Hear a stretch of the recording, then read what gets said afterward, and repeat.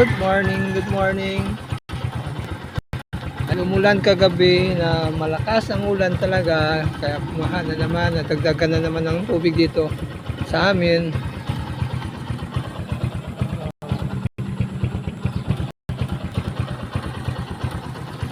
Grabe. Yung motor ko, ito yung sitwasyon ngayon dito sa Barangay Putik. Maambon na naman, kaya uulan na naman to. Isipin malakas na naman ang ulan mamaya. Dito na, go go.